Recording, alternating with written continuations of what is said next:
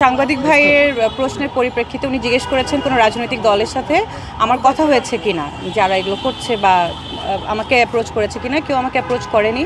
আমার কাছে অবাক লেগেছে যে বাংলাদেশের এত বড় একটা রাজনৈতিক দল হওয়া সত্ত্বেও যখন তাদের কোনো সাপোর্টার, আমি কর্মীও ধরলাম না, হয়তো সাপোর্টার, তারা যখন এরকম ধরনের ইরেসপন্সিবল একটা কাজ করে, সেখানে আমি মনে করি যে বড় রাজনৈতিক দল হিসাবে একটা নিদর্শন স্থাপন করার জন্য হলেও আমাকে অ্যাটলিস্ট অ্যাপ্রোচ করে ওনারা এই জিনিসটার বিষয়ে ক্লারিফিকেশন দিতে পারতেন। কেউ সেটা করেননি। উল্টা আমি দেখেছি যে আমাকে বিভিন্নভাবে ওইটা রিশেয়ার রিপোস্ট করে করে আরও বেশি হ্যারাস করা হচ্ছে, এবং এই যে কন্টিনিউয়াসলি আমাকে হ্যারাস করা হচ্ছে, তার উপরে আমার ফিচার্স ইউজ করে, আমার ছবি দিয়ে এআইকে ইউজ করে এনেবল করে এরকম বিকৃত ছবি এবং ভালগার ছবি বানানো, এটার এগেনস্টে আমি আজকে আসলে মামলাটা দায়ের করি শাহবাগ থানার সাইবার সুরক্ষা আইনে।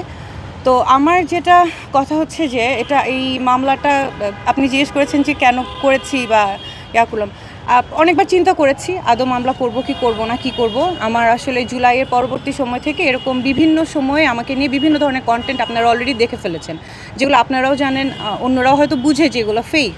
অ্যান্ড এটা বোঝা সত্ত্বেও আসলে আমি দেখেছি যে এগুলোকে বারবার জিইয়ে রাখা হয়, এবং আমি আমার প্রশাসনিক জায়গা থেকে বা আমি আমার একাডেমিক জায়গা থেকে কিছু বললে করলে সেটাকে তো আমি ওন করে আমি তো বলি যে আচ্ছা ঠিক আছে, this is what is happening. আমি সত্যটা তুলে ধরলেই সেটা আসলে সত্য তো সত্য, এটা কারো এগেনস্টে যাবে, কারো ফরে যাবে, সেটা তো আমার দেখার বিষয় না, আমি তো কাজে আছি।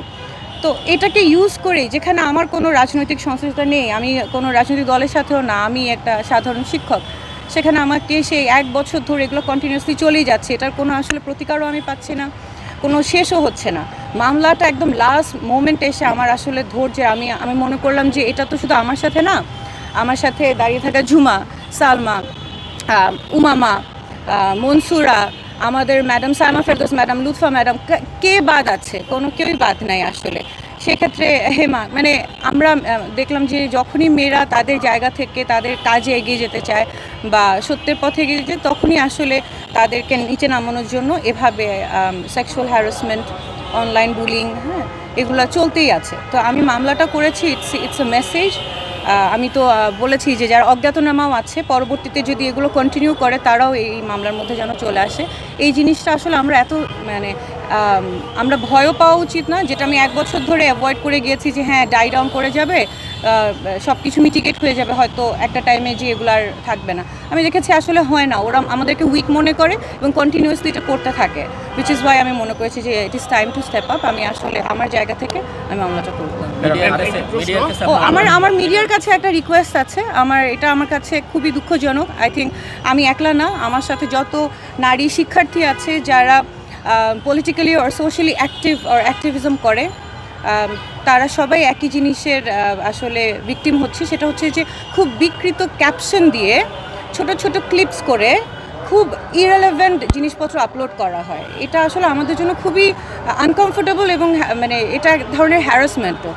হয়তো এটা ক্লিক বেটগুলোতে অনেক ভিউজ আসে, অনেক এঙ্গেজমেন্ট হয়, কিন্তু আপনাদের ভাবতে হবে যে আপনাদের জার্নালিজমের জায়গা থেকে একটা রেসপন্সিবল জায়গা আপনারা আছেন। হ্যাঁ, আপনারা হয়তো এটা ক্লিকবেট হলে আপনাদের জন্য সুবিধা, কিন্তু দিন শেষে এটা করে কিন্তু আপনি আরেকজন মানুষকে অনেক আনকমফোর্টেবল ফিল করাচ্ছেন, এবং একটা কি বলবো, রেসপন্সিবল জায়গা থেকে এটা আসলে আপনার মানে জার্নালিস্ট ভাই এবং বোনদের থেকে এক্সপেক্টেড না। এটা দ্বারা আমরা সবাই খুবই দিন দিন আসলে আরও বেড়েই চলছে এমন ক্যাপশন, যে ক্যাপশনের আসলে কোনো মিনিং নাই, এমন ক্লিপস যেটা কোনো কন্টেন্ট নাই, হেঁটে যাচ্ছি, কথা বলছি, হাসছি, এগুলো তো কোনো ক্যাপশন হতে পারে না, বা এগুলো তো কোনো নিউজ কন্টেন্ট হতে পারে না। তো আপনারা আমি বলবো যে যারা জার্নালিজম কমিউনিটিতে আছেন, যারা রেসপন্সিবল, তারা প্লিজ এই জিনিসটা একটু চেক অ্যান্ড ব্যালেন্সের মধ্যে আনেন, কারণ আপনাদের উপরে আমাদের অনেক ভরসা। আপনারা সত্যটা সবার সামনে আনবেন, সেখানে যদি এরকম কন্টেন্টগুলো আসে যেগুলোর আসলে মেটেরিয়াল নাই, ক্রেডিবিলিটি নাই, it doesn't give a good message, উল্টা হ্যারাসমেন্ট হয়ে যায়, তাহলে তো আসলে দুঃখজনক। So this is my request. এখন সেই রাজনৈতিক দলই বলতে পারবে, ওনারা ক্লেম করছে, ফেসবুকে তো মানুষ অনেক কিছু ক্লেম করতে পারে, ওনারা ক্লেম করছে, হ্যাঁ, মানে যারা এগুলো করছে তারা হয়তো ফেসবুকে দিয়ে রেখেছে তাদের affiliation with a particular political party. কিন্তু সেখানে পলিটিক্যাল পার্টিটারও আসলে বলার আছে যে আদৌ এই মানুষটা ওনাদের কিনা, বা কেন এরকম করছে, বা আমার পার্টিকুলারলি আমাকে এইম করে কেন এই ধরনের ব্যবহার বা হ্যারাসমেন্ট, এটা আসলে ওনারা ভালো উত্তর দিতে পারবেন। আচ্ছা, আমাদের ম্যামের গুরুত্বপূর্ণ একটা মিটিং প্রশাসনের পক্ষ থেকে আসলে দেখেন, আমরা দেখেছি নির্বাচনের সময় এরকম অনেক ঘটনা ঘটেছে, আপনারা নিজেরা এটা প্রতিহত করেছেন, এবং সাইবার যে ইউনিটের কাজ করার কথা ঢাকা বিশ্ববিদ্যালয়ের ক্যাম্পাসের মধ্যে, তো সেই জায়গা থেকে আসলে আপনাদের সাথে আরো অনেক মেয়েদের সাথে এই ঘটনাগুলো ঘটছে। সাইবার ইউনিট আসলে ঢাকা বিশ্ববিদ্যালয় তারা কি করছে? সাইবার ইউনিট কি করছে সেটা আসলে সাইবার ইউনিটে গঠিত হয়েছে, আমরা কেসগুলো ওখানে দেওয়া হয়, সকল হ্যারাসমেন্টের কেস। আর এটার বিস্তারিত বলতে পারবে হচ্ছে যে ফ্যাকাল্টিজ এটার সাথে অ্যাসোসিয়েটেড, যেহেতু আমি এটার সাথে নামই আছে। আচ্ছা, আমাদের অভিযোগটা এটা হচ্ছে আমাদের গ্রুপে দেওয়া হয়েছে, ডাকসু প্রেস মিডিয়া গ্রুপ থেকে আপনার অভিযোগটা, এবং যাদের বিরুদ্ধে অভিযোগ হয়েছে তাদের ইনফরমেশনগুলো সেখানে পাবেন।